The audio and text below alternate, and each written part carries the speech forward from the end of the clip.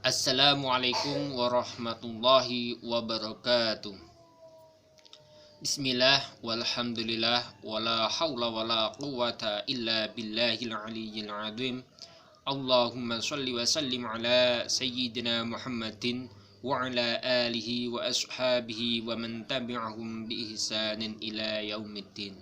Amma ba'd.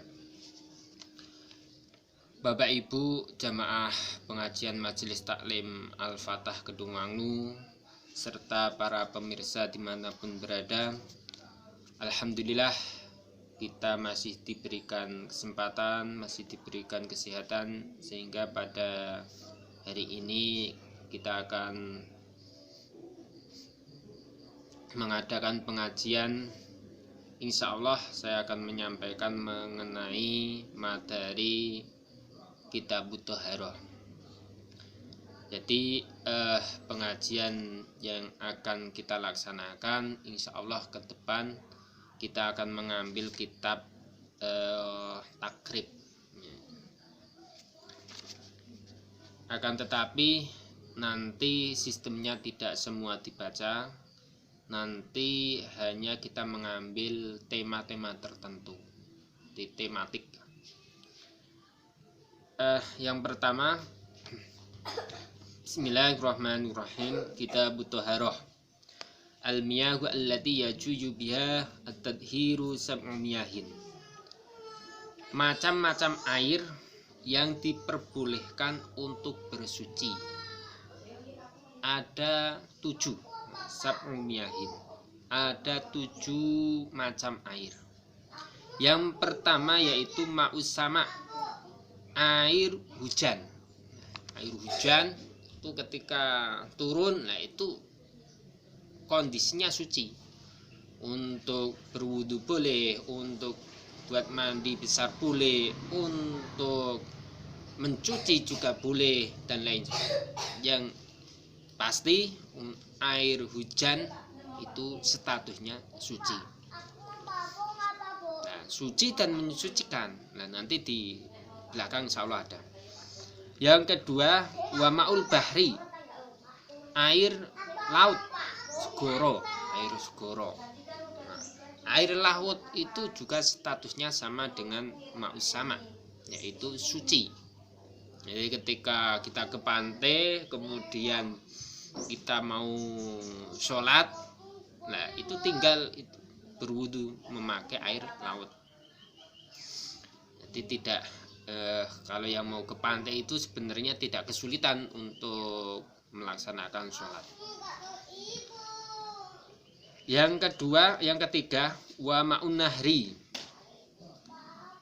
Wa ma'un nahri itu air sungai.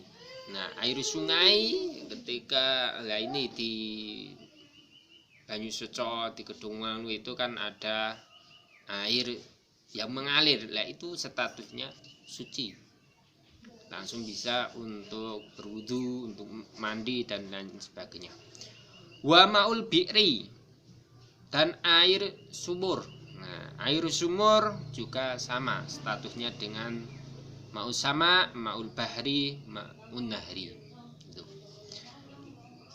Wa ma'ul aini, dan air sumberan, mata air. Jadi biasanya kalau di daerah-daerah tertentu yang banyak airnya, lah itu nanti ada mata air, ada mata air di situ. Nah itu nanti statusnya suci, boleh buat minum, boleh buat wudu, boleh buat mandi dan lain sebagainya. Wa ma'usalji, wa ma'usalji lan banyu salju. Salju itu juga sama, boleh. Wa ma'ul barodi, lan banyu embun. Nah, itu juga sama, boleh. Kemudian sumal miyahu ala arba'ati aksamin. Kemudian macam-macam air tersebut, macam-macam air itu dibagi menjadi 4 bagian. Nah, yang pertama yaitu tohirun mutohirun ghairu makruhin. yaitu suci tur mensucikan dan tidak makruh digunakan. Nah ini, suci mensucikan tidak makruh digunakan. Wa al-ma'u al-mutlaqu, dinamai air tersebut air mutlak. Air mutlak.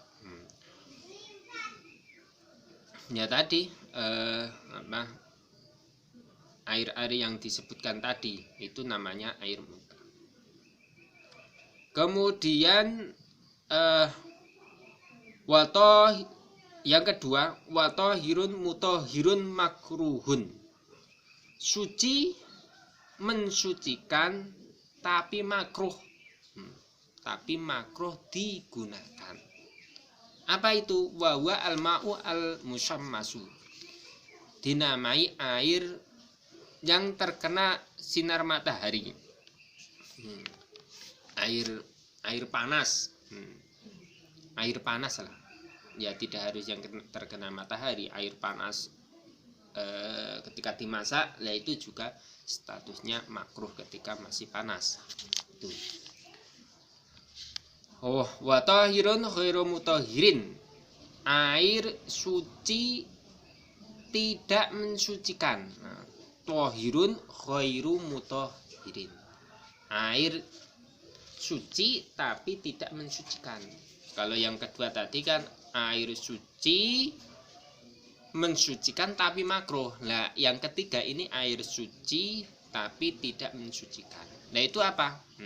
Wa huwa al-ma'u al-musta'malu, yaitu air mustakmal, air yang sudah pernah digunakan untuk bersuci, baik untuk berwudu, baik itu untuk buat mandi besar dan lain sebagainya. Lah itu nanti status airnya air mustakmal, air bekas buat bersuci. Itu nanti namanya tohir ghairu mutahhir. Suci, statusnya itu suci tapi tidak bisa untuk bersuci, tidak boleh untuk berwudu kembali, tidak boleh untuk mandi kembali. Tuh. Kecuali kemudian nanti air itu air yang buat bekas wudu atau mandi itu dikumpulkan menjadi banyak, lebih dari 2 kolah. Nah itu nanti baru bisa untuk bersuci. Tapi kalau airnya sedikit, nah itu nanti statusnya suci tapi tidak boleh untuk bersuci. Nah, yang terakhir, yang keempat, wal mutakhayyiru bima khalatahu minat thahirati, yaitu air yang berubah, mutakhayyir, air yang berubah disebabkan kecampuran, ya disebabkan tercampur minat thahirati, saking banyu-banyu kang suci. Jadi yang terakhir yaitu air yang mutakhayyir, yang berubah disebabkan ada yang disebabkan sesuatu campuran dari minat thahirati.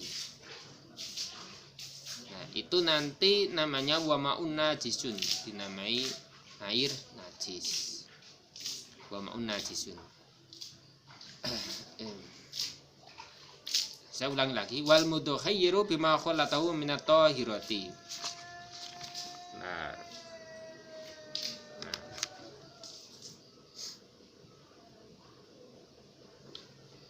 Terus yang terakhir, wa ma'un najisun, dan air najis. Air najis. Ya ada air yang najis. Wa huwa alladhi halat fihi najasatun. Yaitu air najis, yaitu air yang halat itu ya kemasukan lah, air yang kemasukan benda najis. Nah, seperti ini.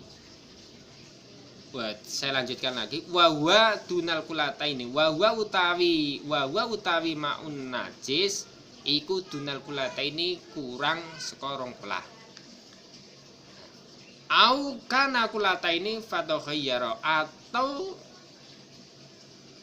dua kulah tapi kemudian ketika ada najis jatuh pada tempat itu kemudian air itu menjadi berubah, semisal bau atau warnanya jadi berubah. Nah, saya jelaskan dari awal ini. Mau najis itu kan air yang kemasukan barang benda najis. Semisal kayak gini. Biasanya ini kalau di rumah-rumah kita baru membuat minuman di gelas, katakanlah kopi atau apa teh, ditaruh di meja, ternyata ada cicak di atasnya ada cicak. Nah, kemudian itu membuang kotoran masuk di gelas kopi tadi. Nah, ini statusnya itu air najis karena kejatuhan tai dari cicak tadi. Itu. Dan masih banyak lagi contoh-contohnya untuk maun najis. Itu yang kurang dari 2 kolah. Atau 2 kolah tapi kemudian berubah, punya kolah yang besar, ukurannya sudah 2 kolah atau lebih, tapi ketika kemasukan barang najis, kemudian airnya menjadi berubah. Itu juga nanti status air di dalam bak itu menjadi air najis, sudah tidak bisa dibuat mandi, sudah tidak bisa untuk bersuci, untuk wudhu dan mandi dan lain sebagainya.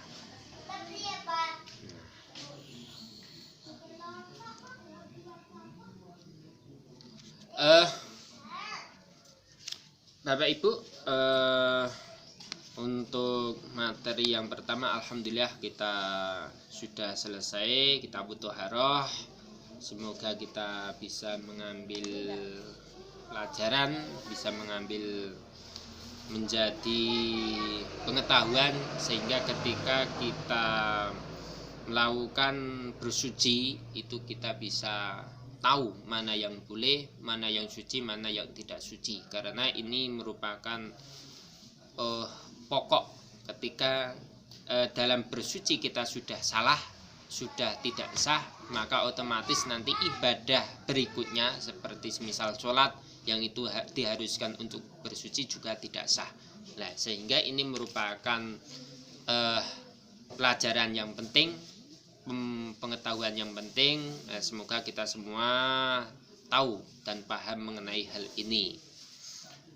Saya akhiri, wallahu muwaffiq ila aqwamit thoriq. Wassalamualaikum warahmatullahi wabarakatuh.